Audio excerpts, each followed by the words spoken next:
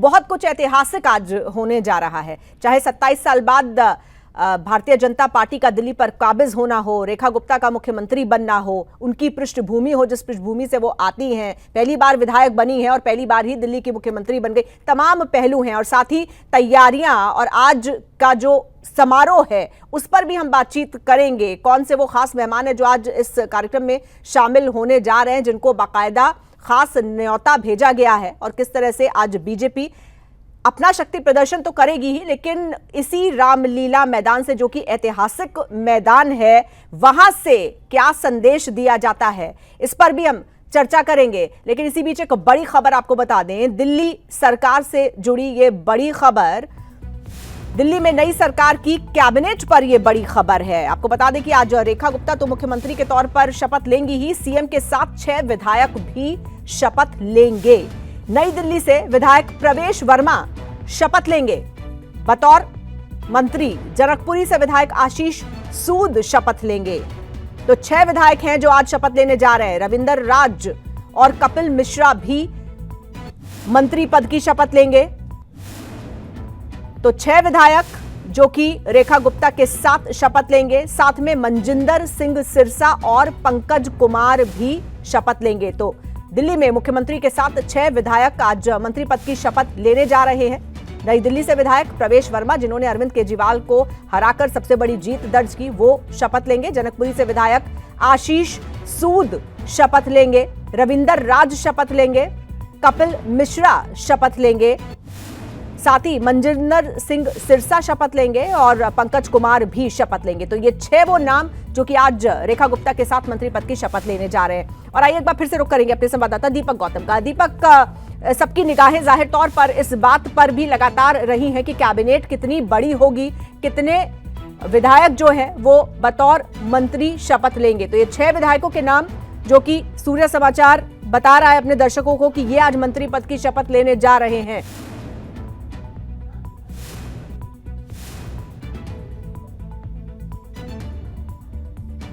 बाकायदा नोटिफिकेशन भी जारी हो चुका है और अब स्थिति ये कि उल्टी गिनती शपथ ग्रहण की शुरू हो चुकी है। 12:35 का वक्त, जिस समय मुख्यमंत्री रेखा गुप्ता शपथ लेती हुई नजर आएंगी। अभी तक वो विधायक दल की नेता हैं, लेकिन 12:35 वो वक्त जब उनके साथ मुख्यमंत्री का नाम जुड़ जाएगा। इसके बाद उन्हें मुख्यमंत्री रेखा गुप्ता कहा जाएगा। अभी वो मनोनीत सीएम है। तो फिलहाल की अगर बात की पूरी तरह से भारतीय जनता पार्टी तैयार है। दिल्ली में अगर हम बात करें तो दिल्ली के नेता जहां बेहद खुश हैं, वहीं अगर बाकी आप देश की बात करें तो बाकी देश में भी नेता बहुत खुश नजर आ रहे हैं। और सबको इस बात की खुशी कि दिल्ली, चूंकि आमतौर पर होता यह है कि कहा भी ये जाता है कि जिसने दिल्ली जीत गए उसने सब कुछ जीत लिया। और यहाँ स्थिति ये थी पिछले कुछ समय से कि दिल्ली में जिस तरीके से भारतीय जनता पार्टी की सरकार नहीं बन पा रही थी, आम आदमी पार्टी की सरकार थी, और वो एक बड़ा चैलेंज भारतीय जनता पार्टी लेकर चल रही थी कि किसी भी तरह से देश के अलग अलग हिस्सों में सरकार बनाने के साथ साथ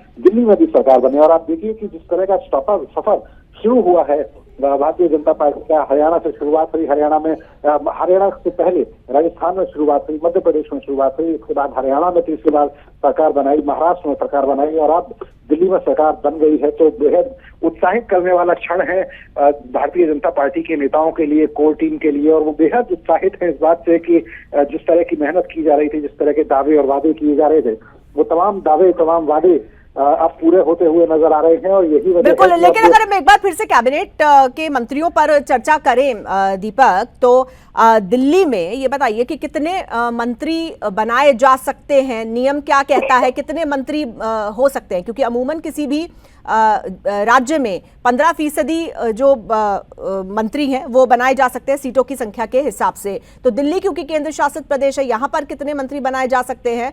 और ये जो आज जिन 6 चेहरों के बारे में हम बता रहे हैं, इनमें से क्या कोई डिप्टी सीएम भी हो सकता है, जिसको लेकर लंबे समय से अटकलें चल रही है कि प्रवेश वर्मा को शायद डिप्टी सीएम बनाया जाए? क्या ऐसी कोई रणनीति बीजेपी अख्तियार करती हुई नजर आती है? देखिए, अभी तक जो नोटिफिकेशन जारी हुआ है उस नोटिफिकेशन के हिसाब से आज 6 मंत्री शपथ लेते हुए, 6 विधायक शपथ लेते हुए नजर आएंगे।